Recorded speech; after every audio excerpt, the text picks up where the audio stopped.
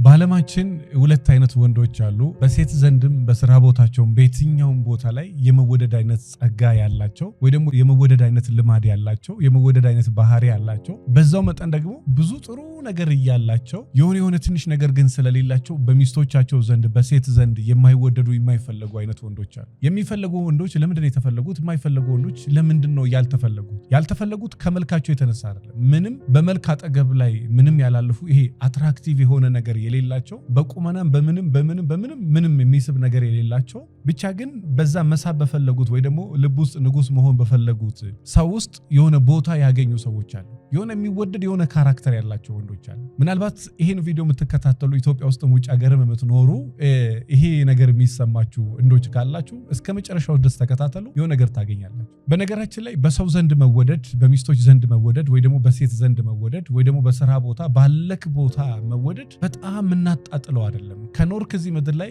የሰው ፍቅር አግኝተ አንተ ወደ ከዛም ደግሞ ተወደ ነው ደስ የሚለው። በጣም ልዑል ብትሆን መልክ ቢኖር ቁመና ቢኖር በቃ ልዑል ብትመስል አልኩ። በጣም የሚገርም መልክና የሚገርም ቁመና ኖሮ የሆነ ነገር ከሌለ የሚሰማ የለም ወይ ደግሞ የምትሰማ ሴት የለችም። የሆነ ነገር አለክ፣ በጣም ልዑል ነው የምትመስለው፣ መልክ አለ፣ ቁመና አለ፣ የሆነ ነገር አለ። ምናልባት ኪስ ባዶ ሆኖ ሊሆን ይችላል። እመነኝ፣ ከዛ በኋላ እንደ ንጉስ ታይታይ መኖር እድል በቃ 50-50 ነው። ሁሉም ሴቶች ገንዘብ ይወዳሉ እያልኳቸው አይደለም። ምንም ልዑል ሆነ በቃ የሚገርም መልክና ቁመና ኖሮ የሆነ ቦታ ላይ ደግሞ የሆነ ነገር ከሌለ ምን እንደማለት መሰላችሁ? በቅርብ አንድ ሰው ቢሮ ይመጣል። በጣም መልክ አለው፣ ሀብት አለው፣ የሚገራርም በቃ ደስ የሚል የሚገርም ስብዕና አለው። ሴት ልጅ እንደ እንቁላል መንከባከብ የሚችል ሰው እና ድክመተ ወሲብ የምትሉት አይደለም፣ በቃ ምንም ሴክስ ማድረግ አለመቻል ዜሮ ደረጃ በሚባል ደረጃ ያለ ሰው ነው። እንደዛ እየወደደችውም እያለቀሰችውም ነው ሚስቱ በአደባባይ የፈታችው። በቃ ምንም ሳታመነታ ልክ አይደለችም፣ ልክ ነች፣ እሱ ለእናንተ ልተው። እኛ እንደሞያ የምንለው ነገር አለ። እናንተ ደግሞ በእናንተ ቦታ ላይ ልክ ናት፣ ልክ አይደለችውም ኮመንት ላይ ያስቀምጡ። በጣም የሚገርም ባህሪ ያለው፣ የሚገርም ስብዕና ያለው፣ የሚገርም ልማድ ያለው፣ የሚገርም ሀብት ያለው፣ የሚገርም አቋም ያለው፣ ቅድም ያልኩትን እውነትም ልዑል የሚመስል አይነት ሰው ነው። ግን በአደባባይ ነው ሚስቱ ሳትደራደርበት የፈታችው። እንግዲህ ሊኖርህ የሚገባ መሰረታዊ ነገር አለ እዚህ ምድር ላይ። ትርጉም ያለው ህይወት ለመኖር የምትፈልግ ከሆነ በሴት ዘንድም ተወደ፣ በስራ ቦታ ቤትም ቦታ ተወደህም ተከብረህም። ሲጀመር ሁሉም ሊወድ አይችልም። ክርስቶስን እንኳን ሁሉም አልተቀበለው። አንተንም ሁሉም ሰው ሊቀበል አይችልም። የሆነ ሰዎች ይወዷል፣ የሆነ ሰዎች ይጠሏል። ነገር ግን በምትችለው አቅም በሚስት ልብ ውስጥ ቦታ አግኝተ መኖር ከፈለክ፣ በሴት ዘንድ ልብ ቦታ አግኝተ መኖር ከፈለክ ሊኖርህ የሚገቡ ካራክተሮች አሉ። እነዛን ነገር ከሌለ በቃ ከራስ ጋር ጦርነት ከፍተ እነዛን ነገሮች ሊኖር ይገባል። ቅድም ብያለሁ እኮ በጣም መልክ ኖሮ ቁመና ኖሮ ምን ኖሮ እዚህ አካባቢ ደግሞ የሆነ የድክመተ ወሲብ የሆነ ነገር ዜሮ ከሆንክ በዛች ነገር እድሜ ልክን እየተጠዘጠስክና እየተሰደብክ ትኖራል። ካልታከምክ፣ ካላስተካከልከው፣ ካልሰራህበት እሱን ነገር ለማስተካከል የሆነ ነገር ካላረክ በስተቀር በዛች ነገር ደግሞ እየተሰጨ ትመጣል። በዛው መጠን ደግሞ እዚህ ጋር የሚገርም ባህሪ፣ የሚገርም ልማድ፣ የሚገርም ሰውነት፣ የሚገርም አቋም ኖሮ ኪስ ባዶ ከሆነ ኪስ ካልሰራ አውጥተህ ማኖር ማትችል፣ ማስተዳደር ማትችል፣ ሚስትህ ለሚስት ወርቅ መግዛት፣ ለሚስት አበባ መግዛት፣ ለሚስት ስጦታ መግዛት፣ ለሚስት ሰዓት መግዛት፣ ሚስትን ጸጉሯን ማሰራት፣ የሚገባትን ለሷ ማድረግ፣ እሷንና ልጆቿን ራስን ማስተዳደር ማትችል ከሆነ ልዑልም ብትመስል እንኳን እኮ አልኩ እየተተቸ እየተናክ ትሄዳለህ። እና መራራ ሀቅ እሱ ነው። እና ማኖር ካልቻልክ፣ የሆነ ነገር መግዛት ካልቻልክ፣ የሆነ ነገር ማድረግ ካልቻልክ ሰውየውን ራሱ ለምን አልወደድከኝም ብለህ ማስገደድ አትችልም። ለምን አልወደድሽኝም፣ ለምን አልፈለግሽኝም፣ ለምን አልሳምሽኝም፣ ለምን አቀላቀፍሽኝም፣ ለኔ ለምን ክብርሽ እንትን አላለም። ይሄ ግን ጥቅም ላይ የተመሰረተ ፍቅር ይኑራችሁ ማለት አይደለም። ግን እንደ ወንድ ቤትህን ማስተዳደር ስትችልና ሳትችል ያለ ክብር እኩል አይደለም። ይሄ ስንት ወንድ ቤት ውስጥ የሚያመጥበት ነገር። ይሄ መራራ ሀቅ አንዳንዴ ካወክበትና በቃ ትክክለኛው መሆኑን ልክ ስታቅ የትኛውም ቢሆን እናትህን ብትሆን ስትዘረዝርና ሳትዘረዝር እኩል አይደለም። ዶክተር ልጇንና ይሄ እየሰራ ዶላር የሚያመጣው ልጅና ሌላው ልጅ እኩል አትወድም። መጽሐፍ ቅዱስም ይላል እኮ ደሃን ሰው ቤተሰቡ የገዛ ቤተሰቡ ራሱ አይወደውም ይላል። እና የፈለገ ልዑል ብትመስል ቤትህን ማስተዳደር ካልቻልክ በሚስት ዘንድ እየተናክ ትመጣለህ። የፈለገ ከተማ ውስጥ ቁጥር 1 ሚሊዮነር ብትሆን እየጠጣ የምታድር እየጠጣ የምትውል ቤትን በትክክል ማትመራ ሚስትን በትክክል ማታስተዳደር የሚያማልል ወይ ደግሞ የሚያስከብር ስብዕና ከሌለ ሚስት ልብ ውስጥ ተከብረ የመኖር እድል በጣም አናሳ። ለዛ ነው አንዳንድ ወንድ በቃ አታከብረኝም። ክብር ለአንተ ምንድን ነው? ማክበር ማለት ምን ማለት ነው? እየጠጣ ወደ ላይ እያለ ቤት ውስጥና መኪና ውስጥ እንደዛ እንደ ንጉስ እንድታይ ነው? ስራ ፈተ ቁጭ ብላ አልጋ ላይ 24 ሰዓት ተኝተ ከዛ በኋላ አክብሪ ነው? ብታከብር ደስ ይለኛል። ግን እውነታው እንደዛ ነው ወይ? አንተ ብትሆን በቃ የሚያስከብር ስብዕና የሌላትን ሚስትን ታከብራታለህ? ያታከብራትም። እውነታው እሱ ነው። እኔ ወንዶች ከሆናችሁ የሚወደድ ካራክተር ይኑራችሁ። ያ የሚወደደው ካራክተር ምን መሰላችሁ? ምናልባት በተግባር መኖር ሊሆን ይችላል። አንዳንድ ወሬዎችን ቀነስ ታደርግና አንዳንድ ቦታ ላይ በተግባር ስራን በተግባር ታሳያለህ፣ አቋምን በተግባር ታሳያለህ፣ በራስ መተማመን በተግባር ታሳያለህ፣ ማኖር መቻልን በተግባር ታሳያለህ፣ ስጦታ በተግባር ታሳያለህ፣ ፍቅር በተግባር ታሳያለህ፣ ሴክስ በተግባር ታሳያለህ። ሁሉን ነገር ለሚስት በተግባር ታሳያለህ። ከዛ በኋላ ከእግዚአብሔር በታች በኢየሱስ በቃ እንደ ጌታ ነው የምትታየው። በቃ ራሱ ስራክ ያስወድዳል። እንደዚህ ሁሉ አድርገ ደግሞ የምትቀብጥና ግራ የምታጋባ ራሷን መስፈልገውን ማታቅ ሴት የለችም ያለት አይደለም። የፈለገ ሙሉ አቋም ቢኖርህ እንኳን ይሄንን አቋምን የሚሸረሽሩ ሰዎች አንተ ጋር ግን እንዳይናወጥ ተደርጎ ያ አቋም ከተገነባ እመነኝ ማንም መጥቶ ያንተን አቋም አያንገጫግጨው። ይመጣሉ ይሄዳሉ፣ ይመጣሉ ይሄዳሉ። ስለዚህ ወንድ ከሆንክ የወንድ ልጅ አቋም ይኑር፣ የወንድ ልጅ ማይንድ ሴት ይኑር፣ የወንድ ልጅ ድምጽ ይኑር፣ የወንድ ልጅ እርጋታ ይኑር። ከዛ በኋላ እኔ እመነኝ አልኩ። ከዛ በተረፈ ደግሞ የወንድ ልጅ ደግሞ ምላስ ይኑር። እኔ ብዙ ወንዶች ይሄ አይዶን ነው እንዴት እንትን እንደሚሉት አላውቅም፣ የማሳመን እንትናቸው በጣም ሲበዛ ደካማ።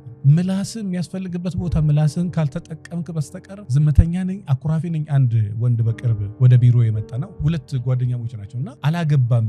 እንግዲህ አስበው መልኩ እንዴት እንደሚያምር ቁመናውን አይተዋል። በዛ ላይ ደግሞ ሀብታምም ነው። በዛ ላይ ሴቶች በጣም ይወዱታል እና ጓደኛው አጠገቡ ሆኖ ነው የሚነግረኝ። እና በዛ ላይ ደግሞ እንትን አላለም ማለት አላገባም፣ ጓደኛም ራሱ የለውም። ምንድነው ችግሩ? ይሄ በሴት መጀንጀንን ለምዶታል። ቆንጆ ስለሆነ ሴቶች ይመጡና ስልካቸውን ይሰጡታል፣ ብቻ ይጀነጅኑታል። በሴት መጀንጀን ለምዷል እና ማግባት የሚፈልጋት በቃ ራሷ ጀንጅላ ለምና ተለማምጣ ምናም ብላ እና የትኛው ነው ትክክል አለ። እናንተ የቱን ትላላችሁ? እኔ ግን እንደ ሙያ የታየኝ ነገር ልንገራችሁ። ወንድ ልጅ ሆነ በሴት መጀንጀንን ከለመርከው ወንድነት ካራክተርህን የፈለገ እሷ ራሱ እጥፍ ብትወድ እንደ ወንድ መጀንጀን ያለብህ አንተ። አለበለዚያ የወንድነት ካራክተርህን እያጣው ልትሄድ ትችላለህ። የወንድነት ካራክተርን የማሳመን ብቃትን እያጣኸው አንተ መሆን የሚገባህ ቦታ ላይ እሷ እየሆነች ነገም ደግሞ አንተ መቆም የሚገባ ቦታ ላይ እሷ እየቆመች እሷ ወንድ አንተ ሴት ትሆናለህ፣ ወይ ደግሞ ወንድም ሴትም ትሆናለህ። ስለዚህ የፈለገ ብትወድክ ራሱ እንደ ወንድ ሴት ልጅን መጀንጀን። ለምሳሌ እሷ በጣም ትወዳለች እንበል፣ አንተ ስጦታ መስጠት የለብህም፣ መሳም የለብህም፣ ማቀፍ የለብህም፣ ፍቅር መስጠት የለብህም፣ የሆነ ሪስፖንድ አያስፈልግም አንተ ጋር። እሷ ልትወድ ትችላለች፣ ግን የሆነ መልስ በአንተ በኩል እንደ ወንድ አያስፈልግም። እሱ ካለ በእሷ ልብ ውስጥ ንጉስ ሆነ የመኖር እድል ከፍ ያለ እና ያ ልጅ ከዛ በኋላ ነው ብዙ ነገሮች የተስተካከለ። መጀመሪያ ግን ረጅሙን ዓመት በቃ በሴት መጀንጀንን ልማድ አድርጎት በቃ ይሄ የሴታ ሴት አይነት ባህሪ የኖረው ዞሮ ወንድ ልጅ ከሆንክ አንዳንድ ቦታ ላይ ምላስ ይጠቅማል፣ አንዳንድ ቦታ ላይ ተግባር ይጠቅማል። በተለይ ሴት ልጅ ፈገግ ብሎ ለማሳመን የሚሞክር አፕሪሺየት የሚያደርግ ኮራ ያለ አቋም ያለው በጣም የማይናገር በጣምም ዝም የማይል መካከለኛ ያለው በጣምም ሳቅ የሚያበዛ ሳይሆን በጣምም ቁም ነገር የሚያበዛ ሳይሆን መካከለኛ። አንዳንድ ወንዶች ጭልጥ ብለው ቁም ነገር እንዳገጃት በቃ ስለ ትዳር ስለምን መጀመሪያ ስሜት የሚባል ነገር አለ። ስሜት ፍጠርባት። ገና ስታይ የሆነ ነገር እንዲሰማት አድርግ። ገና ስታስብህ ራሱ የሆነ ነገር እንዲሰማት አድርግ። እኔ በቀደም ብያቸዋለሁ። አንድ ሴት እባክህን ባለቤቴ ይመጣል ሰሞኑ ሲመጣ እባክህን በደንብ ምከሪ። ምን ሰውነቱን እንዲሳቅፉ ሴት ያቀፍኩ ይመስለኛል። የሴት ሰውነት ነው ያለው እና የ9 ዓመት ባሌ ነው። በጣም በቃ አይዶን ምን አይነት ስሜት ውስጥ እንደተፈጠረ አላውቅም። በቃ ሳቅፈው ሴት ያቀፍኩ ይመስለኛል። እዚህ ስማች ነው ሴቶች በጣም ብዙ ጥያቄ ያለባቸው። አንዳንዴ እኛ ስላልተጠየቀን ብቻ ምንም በቃ ጥያቄ የሌላት ምንም ታውቃለች ሚስት ስለ ሴክስ ታውቃለች። ሚስት ካንተ እጥፍ ስለ ሴክስ ታውቃለች። ምናልባት አንዳንድ ጊዜ ያልሞከርከውን ነገር ስትሞክር ምን እንደምትችልና ምን እንደማትችል ያኔ ነው የምታውቀው። ታውቃለች ሚስት ስለ ሴክስ ታውቃለች፣ ስለ ወንድነት ታውቃለች፣ አቅምህን ታውቃለች፣ ብቃትህን ታውቃለች፣ ወሬህን ታውቃለች፣ ተግባርህን ታውቃለች። በሚስት ዘንድ ንጉስ ሆነ መኖር የምትፈልግ ከሆነ ተግባር የሚያስፈልግበት ቦታ ላይ ተግባር ያለው ሰውን፣ ዝምታ የሚያስፈልግበት ቦታ ዝምታ ይሁን፣ ማሳመን ብቃት ይኑር። ከዛ በኋላ ደግሞ ዝም ብለህ ቁም ነገረኛ መስላት ትታይ። በቃ ቁም ነገር እሱ ሲሪየስ ብቻ ነው። ሲሪየስ ብቻ አይደለም። አንዳንድ ጊዜ ቀልድ፣ አንዳንድ ጊዜ ሲሪየስ፣ አንዳንድ ጊዜ ጨዋታ፣ አንዳንድ ጊዜ ኮስተር፣ መካከለኛ። ቀልድም ይችልበታል፣ ጨዋታም ይችልበታል፣ ፖለቲካውንም ይችላል፣ ሳይንሱንም ይችላል፣ እግር ኳሱንም ይችላል፣ መንፈሳዊ ሁሉንም ነገር ያውቃል። ከእንደዚህ አይነት ወንድ ጋር መኖር እንደሚያስደስታት ሴት ሌላ ነገር አያስደስታት። ሴት ልጅ መንከባከብም ይችልበታል፣ ጥፍር መቁረጥ ይችልበታል፣ ሰውነቷን ማሳጅ ማድረግ ይችላል፣ ማቅበጥም ይችልበታል፣ ስነስርዓት ያዥ ማለት ይችልበታል። እንደዚህ አይነት ወንድ ነው ሴቶች በጣም ሲበዛ የሚወዱት። ከምንም ነገር ግን የሚቀድመው መጀመሪያ ሴቷ ላይ ስሜት መፍጠር መቻል። እኔ ከባድ ብቃት ለአንድ ወንድ የሚጠይቀው የትኛው ነው ካላችሁ፣ ሴት ላይ ስሜት መፍጠር መቻል። አንተን ስታስብ የሚሰማት የሆነ ስሜት እንዲኖር ማድረግ፣ አንተን ስታይ የሆነ የሚታያት ነገር እንዲኖር ማድረግ፣ ልቧ ሲጨነቅ ወይ ደግሞ የሆነ ስሜቷ ወይ አይኗ ወይ ሰውነቷ የሆነ ነገሯ ሲቀያየር እሷ ላይ ስሜት ከፈጠርክ እሷ እየወደደች ትመጣለህ፣ አንተም እየወደድኳት ትሄዳለህ። ከዛ በኋላ በጣም ያማረ በጣም ደስ የሚል በጣም የሚያስቀና የፍቅር ህይወት ይኖራቸዋል። ይሄ ምንም ጥያቄ የለውም። መጀመሪያ ግን ስሜት መፍጠር። ያ ስሜት ከተንከባከብኮ እያደገ ይሄዳል። ስሜቱን ብቻ ተከትለ ወደ ትዳር ግባ ማለት ያደርግ። ከስሜት ውጭ እውነት ሚስቴ መሆን ትችላለች ወይ? እውነት እኔና እሷ እንግባባለን? ይሄ ሴክሹዋል ኢንቲሜሲ ነው የሚኖረን ወይስ ይሄ አይ ኮንታክታችን ብቻ ነው? ቦዲ ላንጉጃችን ብቻ ነው ወይስ ሌላ ነገር አለ? ይሄን በደንብ ዲቴል ማጥናት አለ እንጂ ስሜት ስለፈጠረች ስሜት ስለፈጠርክባት ብቻ ሚስት መሆን አትችልም። ምክንያቱም ሁሉም ጋር ስሜት ሊሰማ ይችላል። ሁሉም ጋር ግን ያ ሁሉ ልክ ነው ማለት አይደለም። ዞሮ ዞሮ ሴት ልጅ የማትወደው ወንድ ምንም ውስጥ የሌለ እንደምትፈልገው ስሜት እሷ ላይ መፍጠር ያልቻለ እንደ ወንድ እሷን መያዝ ያልቻለ እንደ ወንድ ማውራት ያልቻለ እንደ ወንድ ኮራ ማለት ያልቻለ ተርበትብቶ በቀን 30 ጊዜ ለሴት ልጅ የሚደውል ሴት ሊወድ ይችላል። ሴቶች ግን አይወዱት እና በጣም ተወዳጅና ማራኪ ወንድ መሆን ከፈለግ በእርግጠኝነት ነው የምነግርህ መጀመሪያ የወንድ ልጅ አመለካከት ይኖር። መጀመሪያ ለራስ የሚሰማ ምንድን ነው? ራሱን ተወዷል። ጸጉር ስታይልን፣ አለባበስን፣ አካሄድን፣ አቋምን ተወዷል። አመጋገብ ጤናኛ ነው። ስፖርት ሰራለህ። በጣም የተረጋጋ ማይንድ ሴት አለ። በጣም ስራ ተወዳለ። ከዛ በኋላ ገንዘቦች ላይ በደንብ ሲሪየስ አቋም አለ። ነገ ኃላፊ ነህ፣ ነገ ባል ነህ፣ ነገ አባት ነህ፣ ነገ ራስ ነህ። ራስ ስለሆንክ አባት ስለሆንክ ባል ስለሆንክ መስራት አለብህ። ቤትህን ልጆችን ማስተዳደር ከቻልክ ነው እንደ ንጉሥ ታይተህ ተከብረህ የምትኖረው። ሰርተህ ቤትህን ሚስት ልጆችህን ማኖር ማስተዳደር ካልቻልክ በቃ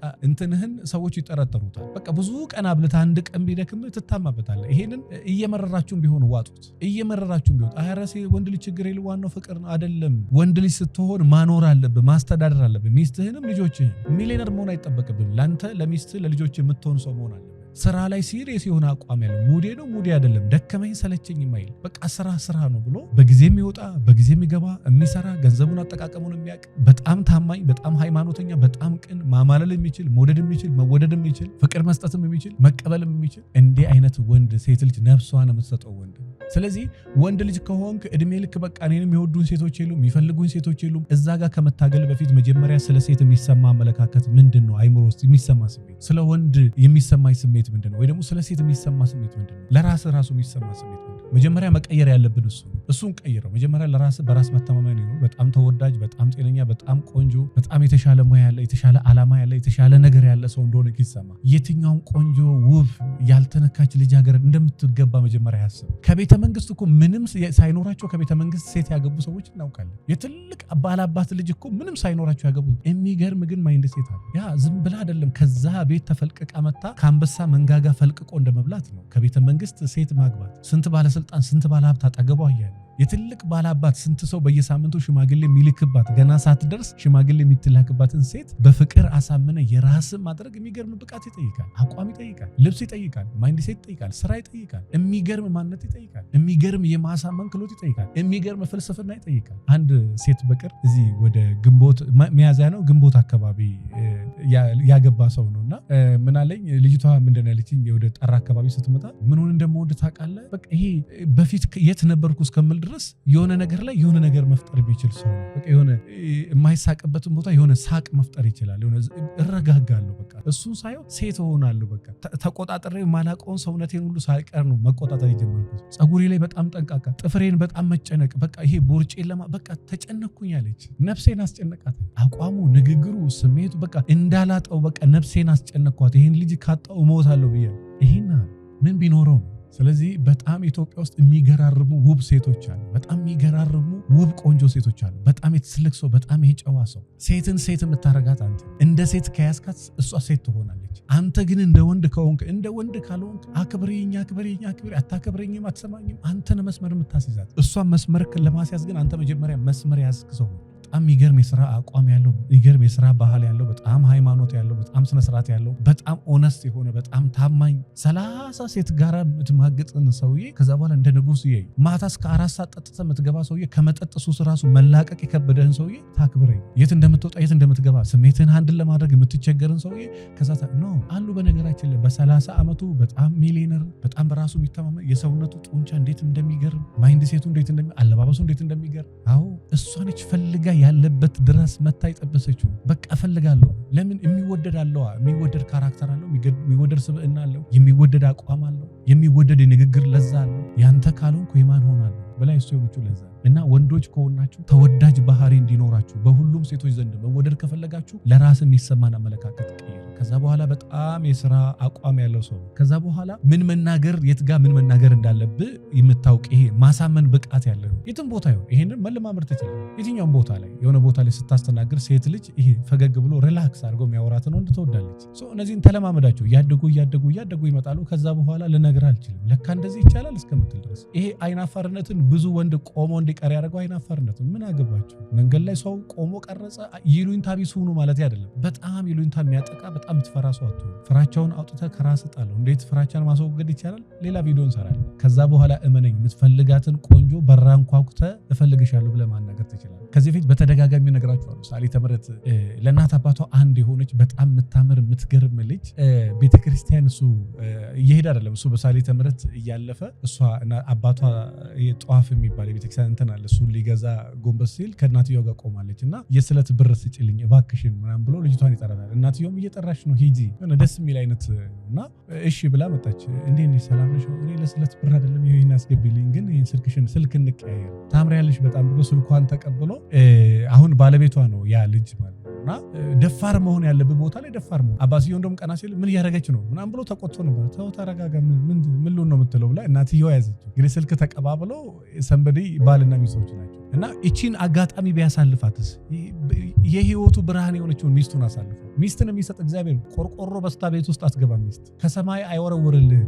ሚስት ከሰማይ አትወረወርም። በቃ ትጠራለህ፣ ትነጋገራለህ፣ ትጠይቃለህ። ወይ እሺ ነው ወይም እምቢ ነው። እምቢ ካለች ትተዋለህ፣ እሺ ካለች ትቀጥላለህ። ሴት ልጅ ትደረድራለህ፣ ተደጋጋሚ ትጠይቃታለህ። እምቢ ካለች ተውጣለህ፣ ቀጣይ ላይ እና በጣም ጠንካራ ማይንድ ሴት ያለ ማሳመን ብቃት ያለ ከሆንክ እመነኝ ከዚህ በኋላ በተለይ በጣም ብዙ ቪዲዮዎችን ወንዶች ማይንድ ሴት ላይ በደንብ መስራት እንፈልጋለን። ብዙ ጊዜ ሴቶችም ኮመንት ላይ ያስቀምጡ ምንድነው ሴት የወንዶቹን እኮ እንትን ለማድረግ ብዙ አታወራም ይሉኛል እና እኔ በሚችለው አቅም ባላንስ አድርጌ ለማውራት ነው የምጠራው። ከዚህ በኋላ ግን በጣም ብዙ ቪዲዮ ስለ ወንዶችም ስለ ሴቶችም ለብቻ እናወራለን። እመኑኝ ቤታችሁን፣ ትዳራችሁን፣ ህይወታችሁን በጣም ብዙ ነገራችሁን ታስተካክሉበታላችሁ። ስለ ትዳሬ መማከር እፈልጋለሁ። ራሴ ላይ፣ አመለካከቴ ላይ፣ ልማዴ ላይ፣ ባህሬ ላይ፣ የወንድ ልጅ ካራክተር ላይ፣ የሴት ልጅ ካራክተር ላይ ራሴ ላይ መስራት እፈልጋለሁ የምትሉ ክፍለ ሀገርም አዲስ አበባ ውጭ ሀገርም ያላችሁ ወደ ድርጅታችን ጎራ በሉ። 09774050 ላይ ደውሉ። ስለ ፍቅር ህይወት፣ ስለ ትዳር ህይወት በቂ እውቀት ማግኘት ከፈለጋችሁ የትዳር ሐኪም መጽሐፍንና 200 ችግሮችን 200 መፍትሄዎችን አንብቧቸው። መጽሐፎቹ በጣም ብዙ ነገሮች ላይ ሼፕ ያደርጓቸዋል ብዬ አስባለሁ። አመሰግናለሁ።